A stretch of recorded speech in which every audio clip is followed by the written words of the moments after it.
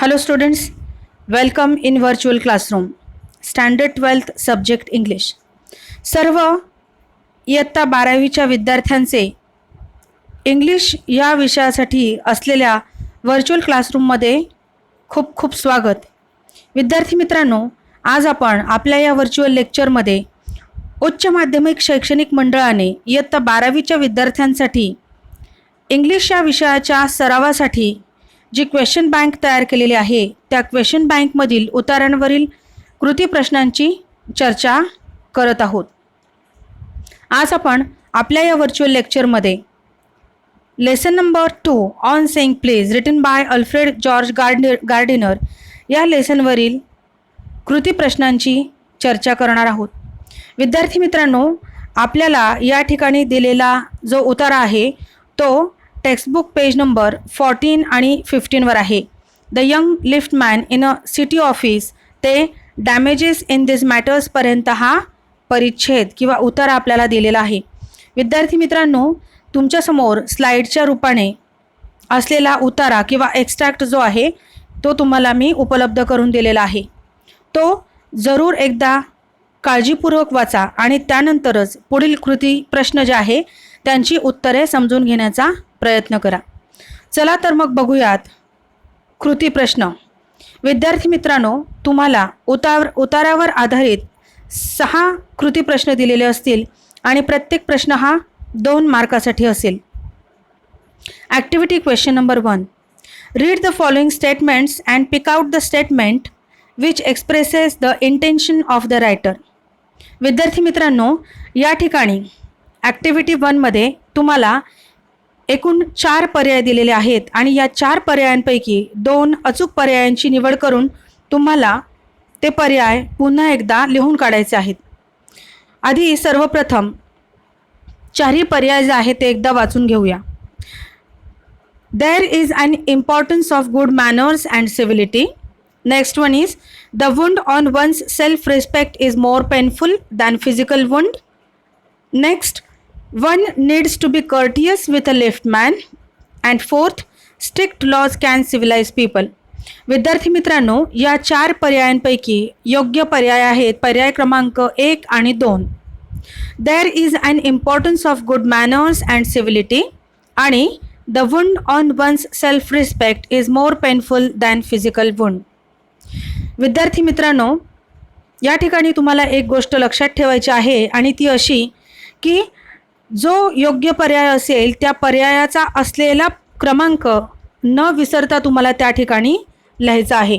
म्हणजेच या प्रश्नामध्ये पर्याय क्रमांक 1 आणि 2 हे उचित पर्याय आहेत, त्यामुळे तुम्ही लिहिताना पर्याय नंबर 1 आणि 2 असेच लिहिणार आहात. जर पर्याय क्रमांक 1 आणि 3 असे उचित पर्याय असते तर अर्थातच तुम्ही पर्याय क्रमांक 1 आणि 3 या पद्धतीने त्याचे क्रमांक जे आहे ते लिहायचे आहेत.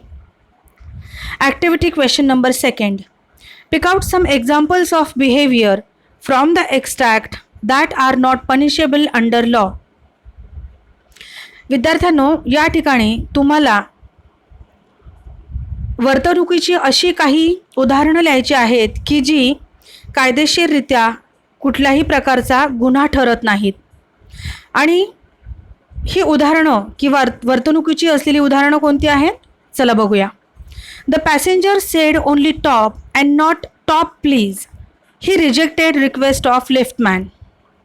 Next, to be haughty or boorish म्हणजेच गर्विष्ठपणा किंवा बडाईखोर असणे.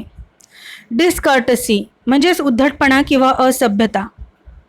To be uncivil, ill mannered or bad manner म्हणजेच असभ्य वर्तन. If we don't like behavior of other person म्हणजे इतर व्यक्तींचे वर्तन जर आपल्याला आवडले नाही तर तो काही कायदेशीररित्या गुन्हा ठरत नाही. Tone of the voice and scroll on their faces.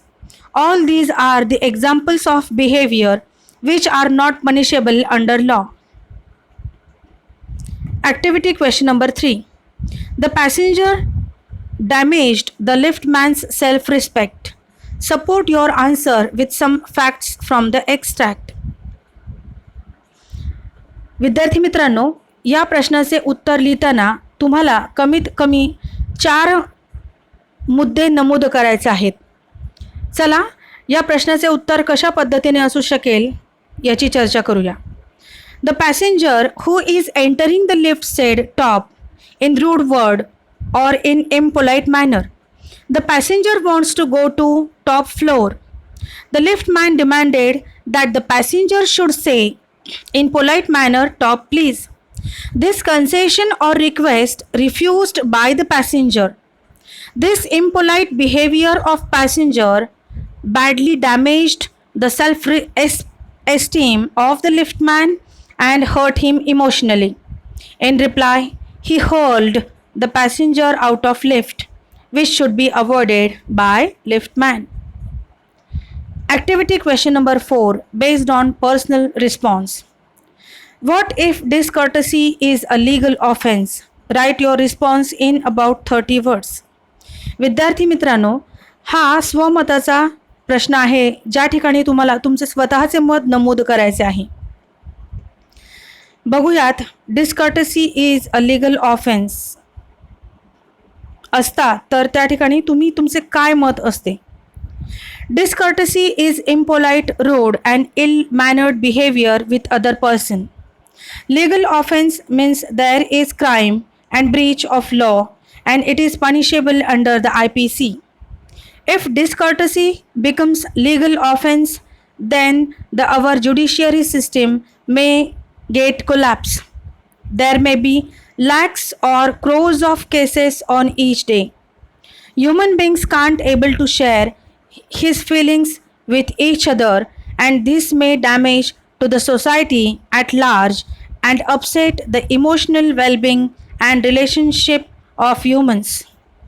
This will create mental pressure on human beings and he can't live a free and independent life. Activity question number 5 textual grammar sentences. विद्यार्थी मित्रांनो, तुम्हाला कृती प्रश्न क्रमांक 5 मध्ये उतार्यावर आधारित असलेली व्याकरणासाठी 2 वाक्य दिली जातील. बघूया या ठिकाणी तुम्हाला कुठली वाक्य दिलेली आहेत.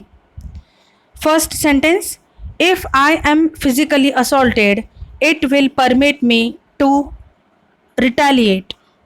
Choose correct alternative to use unless. विद्यार्थी मित्रांनो, या ठिकाणी तुम्हाला 4 पर्याय दिलेले आहेत आणि या 4 पर्यायांपैकी योग्य पर्यायाची निवड करत तुम्हाला तो पर्याय पुन्हा एकदा लिहून काढायचा आहे. 4ही पर्याय एकदा आपण वाचूयात. Unless I am physically assaulted it will permit me to retaliate. Unless I am physically assaulted it would not permit me to retaliate. Unless I am physically assaulted it will not permit me to retaliate. And unless I am not physically assaulted it will not permit me to retaliate. विद्यार्थी मित्रांनो, दिलेल्या 4ही पर्यायांपैकी पर्याय क्रमांक 3 जो आहे तो अचूक पर्याय आहे. Unless I am physically assaulted it will not permit me to retaliate. Second sentence, the law will protect me against violent रिटॅलिएशन. आणि सूचना आहे, choose correct alternative to use a modal auxiliary showing obligation. विद्यार्थी मित्रांनो, obligation म्हणजेच compulsion म्हणजेच सक्ती. सक्ती दर्शवणारे मॉडेल ऑक्झिलरी आहे मस्ट. म्हणजेच ज्या पर्यायामध्ये मस्ट या मॉडेल ऑक्झिलरीचा उपयोग केलेला असेल तो योग्य पर्याय असणार आहे. चला तर सर्वप्रथम 4ही पर्याय एकदा वाचूयात. First sentence, the law can protect me against violent retaliation. The law could protect me against violent retaliation. The law may protect me against violent retaliation and the law must protect me against violent retaliation. विद्यार्थी मित्रांनो, पर्याय क्रमांक 4 जो आहे तो योग्य पर्याय आहे. आणि विद्यार्थी मित्रांनो, तुम्हाला ही पण गोष्ट लक्षात ठेवायची आहे की जो योग्य पर्याय असेल त्या पर्यायाचा क्रमांकच तुम्हाला लिहायचा आहे. Activity question number 6, find out the words from the passage which mean the following. विद्यार्थी मित्रांनो, या प्रश्नाचा अर्थ असा होतो की पुढे दिलेल्या शब्दांचे समान अर्थी असलेले शब्द दिलेल्या उतारातून शोधून पुन्हा लिहा, म्हणजेच समानार्थी शब्द लिहा. या ठिकाणी तुम्हाला 4 शब्द दिलेले आहेत आणि त्या शब्दांचा अर्थ असलेले शब्द तुम्हाला उत्तरामधून शोधून लिहायचे आहेत. First one is lack of courtesy means discourtesy. Second, fight with the fists means to box. Third word which is given here is uncultured means ill-mannered, and fourth word which is given here is an attacker means a silent. तर विद्यार्थी मित्रांनो, अशा पद्धतीने आपल्याला उतारावर आधारित activity question number 1 two activity question number 6 असे एकूण 6 कृती प्रश्न असतील. आज आपण या व्हर्च्युअल लेक्चरच्या माध्यमाद्वारे कृती प्रश्नांचा सराव करण्याचा प्रयत्न केलेला आहे. पुढील व्हर्च्युअल लेक्चरमध्ये आपण आपला असलेला पुढचा लेसन म्हणजेच the cop and the anthem या पाठावर आधारित असलेल्या एका उतार्यावरील कृती प्रश्नांची चर्चा करणार आहोत. तोपर्यंत good luck and happy learning. Thank you.